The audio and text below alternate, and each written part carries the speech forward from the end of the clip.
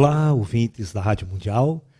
É com grande prazer que nós estamos aqui novamente com o encontro com o professor Laércio. Sempre agradecendo a direção da Rádio Mundial, agradecendo a vocês ouvintes que colaboram, enviando suas perguntas para que nós possamos fazer um programa extremamente dirigido a vocês, extremamente dirigido a responder suas dúvidas, os seus questionamentos pessoais, e dentro do nosso conhecimento espiritual, nós vamos poder auxiliar você a entender e a compreender, né, este momento em que você está vivendo e que nós estamos vivendo aqui na Terra. Bom, então sem mais delongas, vamos às perguntas, tá ok? Deixa eu colocar meu óculos aqui para ler, ok? Então vamos lá. Primeira pergunta, de Vitor Arruda. Em um de seus vídeos, você diz que os ETs não vão nunca descer em praça pública. Você explica que o ser humano é que tem que buscar pelo contato, se preparar para isso aconteça, para que isso aconteça. Aí sim eles nos pegam para um contato e o contato acontece. Como você explica então essa história de que as grandes potências mundiais sempre estiveram em contato direto com os seres extraterrestres? É uma pergunta. Você acredita que todos esses líderes tenham mesmo essa preparação? Afinal, acredito que nem todas estão em um grau elevado de busca de espiritualidade. Como você explicaria isso? Seria mentira o que dizem, por isso, sobre esses casos de ETs e os líderes mundiais? Então, o que te parece óbvio, meu querido amigo? O que te parece óbvio é o seguinte, tá? É claro que esses líderes mundiais estão mentindo. É claro que eles não têm contato coisíssima nenhuma. O fato real é, a partir de 47, uma grande força extraterrestre, ok, entrou na Terra, manifestou-se com naves espaciais, discos voadores, como nós chamamos popularmente, tá? Invadiu a Terra de uma forma branda, não foi daquela forma pousar em praça pública, entrar em contato com a humanidade. Não, era uma intervenção mais sutil. Ok? Abduziam algumas pessoas, davam contato para algumas pessoas que não tinham nenhuma preparação, porque não existia ninguém preparado para um contato com extraterrestre. Então os extraterrestres pegavam o primeiro que aparecia ali naquela época e fazia o contato, tá? Dava o contato, abduzia a pessoa, chamava atenção, tá? Mas não existia, né, um contato direto com as autoridades. Então as autoridades, elas sabiam que essa força existia, que essa potência extraterrestre existia, só que eles não podiam jamais chegar a público e dizer que existia. Tá? Segundo lugar, como todo mundo via, como todas as pessoas viam, e o governo não tinha nenhuma explicação para dar,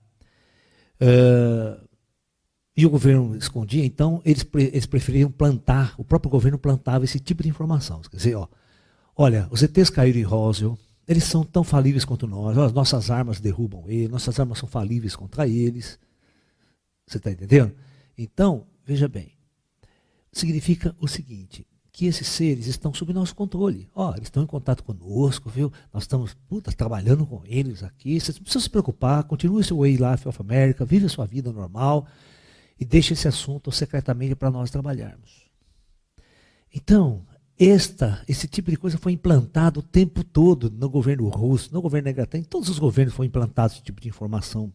Mas quando você ia para a televisão e encontrava o oficial, falava, não, isso não existe, não existe ET, não existe nada. Então era o mesmo da técnica usada, que nós chamamos de contra-informação. Tá? O serviço de espionagem, o serviço da CIA, eles criavam todo esse mecanismo de contra-informação e arrumavam pessoas especializada dentro do próprio governo para implantar essas informações.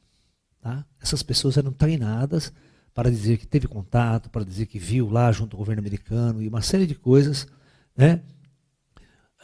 Assim. Então, na verdade, é uma grande mentira. A grande mentira é que Roswell nunca existiu, é uma mentira. Tá? Os governos nunca tiveram contato direto com seres extraterrestres, mas eles tiveram, sim, né, contato através de laranjas. Os ETs escolhiam algumas pessoas especiais. No caso dos Estados Unidos, por exemplo, o famoso George Adamski. Se estudar o caso dele, você vai entender. Ele era o contato, ele era o elo de contato Ele contatava os ETs, ele ia até o governo americano, levava as informações, passadas pelos ETs, e pronto. Mas os ETs não iam lá no governo americano. Isso com o único objetivo de impedir a Terceira Guerra Mundial, de impedir um holocausto nuclear na década de 60. Tá? Então, é balela.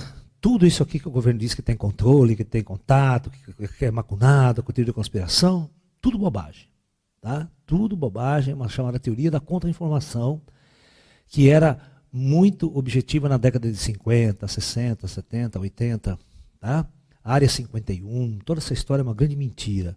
Tá? Não passa de uma base militar real que está lá para fazer testes com armas de ponta, aviões de ponta e tudo mais. Mas isso não tem nada a ver com seres extraterrestres.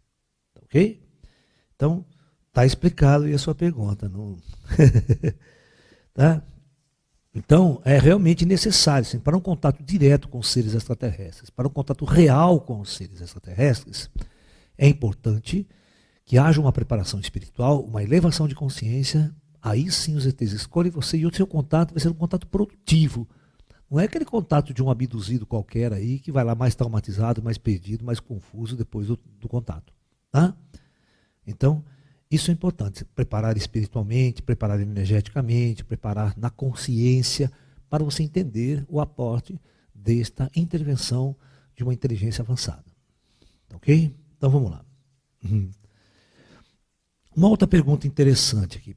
Professor, esse assina cientista quântico.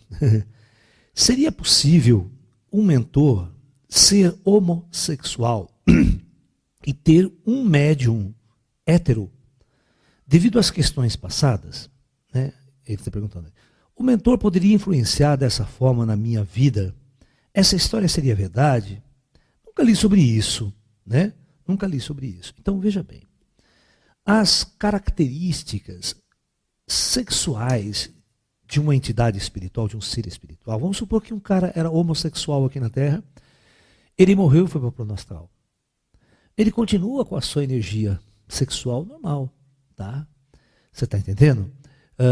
É claro, se ele for um espírito feminino, extremamente feminino, que encarnou num corpo masculino, e por isso ele vivia 100% a homossexualidade, inclusive tem seres em um grau de homossexualidade que não exige, não suporta o seu corpo físico, ele vai transformar, ele vai fazer esse corpo virar um corpo de mulher, ele vai querer ser mulher, porque o espírito dele é muito mulher.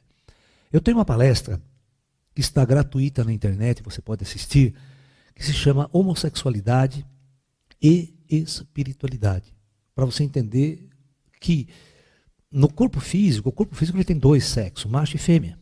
Mas o espírito, a nuance de comportamento sexual do espírito, ela é muito ampla, muito ampla. Tá ok? Mas o que você perguntou diretamente? Vamos supor que eu tenho um mentor, né, que ele é homossexual. Não é uma questão dele ser homossexual, ele pode ser uma mulher. Você pode ter uma mentora mulher. Certo? E essa mentora mulher, ela, quando você incorpora ela tem todos os trejeitos de uma mulher. Eu também incorporo mulheres. Já incorporei mulheres como médium, certo? Entendeu? E quando você incorpora um espírito, não importa se ele tem uma tendência feminina ou uma tendência masculina, é aquele momento, aquela hora que você está canalizando. Mas fora disso, você é você. Né? Não há uma influência do seu mentor, do seu espírito, para você se tornar homossexual, para você criar essa tendência homossexual também. Não tem nada a ver uma coisa com outra. Tá? Agora, se isso está acontecendo com você, é uma coisa sua, é uma coisa particular sua. Tá? Não é uma influência do espírito, uma influência espiritual que está levando você a isso, aos seus questionamentos sexuais e tudo mais. Este é o momento de você fazer um trabalho com você, uma terapia com você, e ver se esse comportamento está atingindo você. Pode ter certeza que não tem absolutamente nada a ver com uma influência espiritual. Porque o espírito respeita muito a nossa personalidade, respeita muito o nosso jeito de ser. Quando nós admitimos receber um espírito para transmitir uma mensagem, para fazer um trabalho, é uma história, e o espírito sabe disso, e os coordenadores do plano astral sabem disso. O que ele não pode, né, é mudar a característica real daquilo que você é. Né? Ele pode te ajudar na evolução, no crescimento espiritual, tudo isso. Mas o comportamento sexual é totalmente, tipicamente seu, da sua natureza interna. Tá ok? Então, fica claro isso, né? É uma pergunta interessante, realmente ninguém fala sobre isso, ninguém discute sobre esse assunto, não é verdade? Pessoal, deixa eu dar uns avisos para vocês aqui. Então, no feriado do dia 7 de setembro, agora, né, da independência, desta semana que vem agora, nós vamos estar lá em São Tomé das Letras, em nosso ashram, né? Numa vivência extremamente importante, né? Ou seja, em busca de nossa alma perdida. Nós vamos falar sobre a natureza extraterrestre de nossas almas. Nós vamos falar exatamente de onde realmente nós viemos. Por que eu falo, Laércio, fala que 87% das almas encarnadas em nosso planeta hoje estão na primeira encarnação. Então, de onde essas almas vieram, se elas estão na primeira encarnação? Né? 87% das almas. Então, nós vamos fazer uma discussão muito interessante lá em São Tomé das Letras, nós vamos apresentar esse tema, nós vamos apresentar um trabalho espiritual, onde geralmente eu canalizo algumas mensagens de alguns mestres espirituais que nos orientam e que esclarece muitas de nossas dúvidas com relação a essas questões mais sofisticadas, mais avançadas. Então eu convido para vocês para estar no dia 7, 8, 9, 10, lá em São Tomé das Letras, em nosso ashram, com hospedagem própria. Você passa um processo interno ali com a gente de 4 dias, onde nós estaremos praticando Tai Chi Chuan pela manhã, dando palestras e cursos, respondendo perguntas, fazendo meditação noturna, vigílias ufológicas e essa interação toda com o plano espiritual. Tá? Não deixe de participar com a gente, que é um grande encontro, e aí com vocês. Tá? Bom, já neste mês de setembro, no dia 21, nós vamos começar um novo curso online de Tai Chi Chuan, tá ok? Então, se você quer praticar Tai Chi Chuan conosco, se você quiser se tornar um instrutor de Tai Chi, né, participe com a gente desse curso que começa no dia 21, às 20 horas, online, ao vivo. Você aprende sem sair de tua casa, tá ok? Você pode, então, participar com a gente. Entra em nosso site, que é www.laerciofonseca.com.br, e você faz a sua inscrição, você participa, serão 20 aulas, porque nós estaremos uma vez por semana passando os exercícios, vai ser Tai Chi Chuan e Tai Chi com a espada também. Nós vamos estar ensinando Tai Chi com a espada e uma forma bastante interessante de Tai Chi Chuan, chamada o Kati do Grande Círculo. Ok? Então, participe com a gente também desse novo evento que nós estamos organizando online. Ok? Beleza. Então vamos para outra pergunta. Vamos responder a pergunta da Sabrina. Professor, eu assisto muito seus vídeos, sou vegetariana, pois tenho um grande amor pelos animais, mas tenho uma dúvida que me deixa triste e sem saber o que fazer. Eu tenho 3 cães e dou a eles uma dieta caseira, alimentos naturais, e isso inclui as carnes. Eu me sinto muito mal quando compro essas carnes e tenho medo de dar apenas vegetais a eles, pois sei que o sistema digestivo deles é diferente e foi desenvolvido para metabolizar carnes. Você pode me orientar com relação a isso? Obrigado. Bom, Sabrina, já é desenvolvida uma ração especial para cães, 100% vegetariana. Ou seja, cobrindo todo o espectro nutricional do que o seu cão precisa, do que o teu animal precisa. Ok? No caso de gatos, por exemplo, isso ainda não foi feito, tá? Entendeu? Então, mas veja bem, este animal, as rações que a gente compra hoje, né, elas são extremamente balanceadas, extremamente equilibradas, as rações tipo premium, elas são produzidas com carne, tal, para o animal ter todo o seu campo espectro ali, nutricional aí preenchido, tá? É aquela velha história, sabe? Se esse animal estivesse na natureza, não estivesse na minha casa, todos os dias ele estaria matando um animal para se alimentar. Matando um pássaro, matando um roedor, qualquer coisa, porque é parte da natureza intrínseca desses seres se alimentarem de outros seres. Tá? Como nós domesticamos ele, está em nosso lar, nós somos responsáveis por ele, somos responsáveis por administrar uma alimentação saudável e equilibrada a ele. Então, isso faz parte da nossa escolha. Nós escolhemos trazer o animal para a nossa casa, né? Então nós temos que cuidar dele. Então, Você diz que se sente mal ir no açougue comprar carne. Então tente acostumar o seu cãozinho, o seu animalzinho, a se alimentar de ração. Aí, né, você vai lá, compra a raçãozinha, você não sente aquele choque, aquele impacto de estar lá no açougue comprando carne, aquela coisa toda. Tá ok? Entendeu? Então, na nossa sociedade moderna, cara, a gente está numa sociedade hoje, nós construímos uma forma de viver nesse mundo, inclusive relacionar com os animais, que é muito difícil você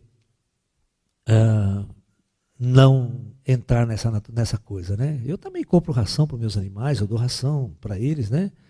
Tem hora que eles vão comer carninha, que eles vão comer alguma coisa, né? Faz parte. Nós estamos num mundo primitivo, num mundo denso. O ideal seria que todos os animais desse planeta fossem vegetarianos, né? Todos os animais fossem vegetarianos. Mas essa é a saída que eu te falei, ó, ração 100% vegetariana. Ela é um pouco mais cara. Mas procure aí nas grandes casas que você vai encontrar essa ração 100% vegetariana e equilibrada e balanceada para o seu cãozinho. Ok?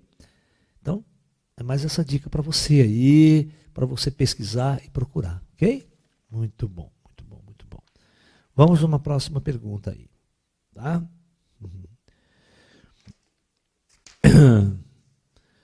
Renata Gonçalves Magalhães. Professor, qual a ligação do cérebro e do espírito? O pensamento vem do espírito, certo? Então por que dizem que os pensamentos ficam armazenados no cérebro? Interrogação. Não consigo entender como danos no cérebro podem mudar a personalidade da pessoa. Sei de casos que após um acidente com dano cerebral, uma pessoa muito boa de coração virou um psicopata. Como pode isso? Se for pensar racionalmente nessa questão, conclui-se que o pensamento vem do cérebro. E isso é uma coisa que eu não quero acreditar. Porque o que busco é a comprovação que o espírito existe e é eterno. Renata, vamos lá então, Renata. Vamos conversar sobre isso, Renata. Olha, Renata, o que é o cérebro? O cérebro é uma interface da consciência do espírito para manusear este corpo físico. Por isso que à noite, quando você deita, esse corpo fica todo parado, esse corpo espiritual sai, a consciência sai, e esse corpo fica deitado dormindo lá. Tá, ok? Existe uma rede de energias, uns cabos de energia que a gente chama de cordão de prata, aquela coisa toda, que mantém a conexão entre você e o corpo fica funcionando. Tá, ok? Esse corpo físico ele foi projetado para quando estiver conectado com o espírito, ele funcionar. E esse cérebro é a grande máquina construída por inteligências avançadas para estabelecer essa conexão com o espírito. Mas veja bem, quando esse cérebro ele é perfeito, o espírito consegue, veja bem, ele consegue transferir grande parte do seu padrão de consciência, da sua inteligência, para este corpo e esse plano físico. Tá, ok? Mas, presta atenção, existe parte do projeto é o seguinte, quando a consciência ela entra e conecta nesse cérebro, por que você não lembra de vidas passadas? Por que você não lembra quem você é, de onde você veio? Por que você não se lembra, né, da vida anterior, no plano astral, que estava passando na cidade astral, mais de 50, 60, 70 anos, no plano astral, antes de reencarnar? Então, veja bem, por isso que o cérebro ele tem certas questões de bloqueio, ele bloqueia certas ações da consciência. A consciência não se manifesta 100% nesse cérebro. Ela bloqueia uma série de coisas do espírito. Perfeito? Entendeu? Vamos analisar. Isso já do projeto original. Tá? Por isso que os yogis, os mestres fazem um esforço muito grande para romper essa barreira do cérebro, né, e abrir a terceira visão e abrir o chakra coronário para conectar com a área do espírito que está além do cérebro. Ok? Então, vamos entender muito bem como é que funciona. Então, já naturalmente, quando eu estou são, eu estou beleza, tal, sem nenhum dano cerebral, eu tenho praticamente toda a informação das vidas passadas bloqueadas, ela não influencia diretamente o meu comportamento aqui. Diretamente. Só indiretamente, sutilmente, o espírito traz alguma nuance dentro dele, né, de amor, de paz e tudo mais. Entendeu? Então, o comportamento, tá, é do espírito. Mas a vivência dele neste mundo aqui cria uma nova área de comportamento na consciência dele, porque a consciência não consegue influir 100% na personalidade que ele está tendo aqui nesta vida. Tá bom? Então, vamos continuar o raciocínio, que essa pergunta é ótima, é muito boa mesmo, né? Então, quando você sofre um acidente, você sofre algum dano cerebral, alguma área do cérebro fica danificada, tá? O que acontece? A tua consciência não consegue colocar para o comportamento mais informações, ela fica bloqueada mais ainda do que aquele programa que você recebeu, tá ok? E aí, essa coisa fica meio embaralhada, meio confusa, meio perturbada, tá? Às vezes isso tem a ver com a loucura, por exemplo. Aqueles loucos no hospícios, esquizofrênicos, tal. Às vezes são problemas cerebrais, que eles não conseguem coordenar mais as funções deste corpo biológico, porque o cérebro não... Mesmo que a informação da consciência venha perfeita, a hora que ela entra na interface, a interface faz uma puta confusão com essas informações, e na hora que vai expressar aqui, esse ser fica confuso. É como um robô, se você programar um Android, presta atenção, programa um Android, perfeito, ele começa a funcionar, depois começa a dar falha no programa, dá falha no índice, o computador começa a dar, o Android começa a ficar meio maluco, ele não consegue controlar. Então é a mesma coisa isso, nós temos uma falha no programa, no software, ou seja, a conversa entre o hardware e o software, que é a consciência, vamos pensar que a consciência é o software, e o hardware é o cérebro. Quando essa comunicação não consegue ser muito bem feita, começa a travar, começa a dar problema, mudança de comportamento, mudança de situação. Então é isso que acontece. É falha, sim, no cérebro que não consegue uma comunicação mais profunda e intensa com a consciência. Tá ok? Então é isso que acontece. Aí o comportamento pode mudar, esse indivíduo pode sofrer muitas influências daqui e não mais influências da sua consciência espiritual. E ele começa a ter tendências, vontades, desejos sexuais, ele pode ficar mais violento, pode ficar mais perturbado, mais confuso, porque o cérebro não consegue lidar com todas as informações entre o espírito e o que está acontecendo nesse nível de consciência. Está entendendo? Então é isso, é um problema mesmo. E é que o cérebro ele não é uma máquina do jeito que vocês pensam, apenas uma maquininha aí que liga o espírito com o corpo. Tem muito mais coisas que o cérebro faz. O cérebro é uma puta máquina avançada. Muito melhor que qualquer bilhões de computador que a gente montou até hoje aí. Né? Entendeu? Ele é uma coisa fantástica, avançadíssima. Então, os projetistas, quando vão encarnar você, eles sabem o que permite e o que não permite, o que bloqueia e o que não bloqueia. Como se ele fosse lá e mexesse os botõezinhos e impedisse que certos padrões da consciência se manifestassem nessa consciência acordado aqui. Tá bom? Então é mais ou menos isso que acontece. Bom, eu acho que eu tenho tempo para mais uma pergunta aqui. Vamos lá. Nandes, professor, pode um espírito de luz encarnar numa família como esquizofrênico ou doente mental e provocar como experiência um desequilíbrio na harmonia dessa família, para que o plano espiritual possa avaliar o comportamento das demais membros da família? Ou encarnações desse tipo são sempre de espíritos com um karma muito pesado? Obrigado. Geralmente, aí a gente chama de um karma coletivo. Existe um grupo de pessoas nessa família envolvido com aquela alma que vai encarnar. Tem que ver as coisas lá atrás. O que todo esse grupo de almas fez junto, viveu junto e as porcarias que fizeram junto. Então, quando eles recebem um esquizofrênico da família ou um doente mental, é porque existe um karma junto. Essas pessoas vão resgatar algo junto. Ok? Então tem que sempre analisar lá atrás as vidas anteriores dessas pessoas, ou a vida anterior, para ver o que essas pessoas fizeram juntas, para merecer esse tipo de relacionamento nessa encarnação atual. Tanto para aquele que está como esquizofrênico, quanto para aqueles que vão viver junto com esses esquizofrênicos, e a gente diz, vão ter que aturar ele o resto da vida ali.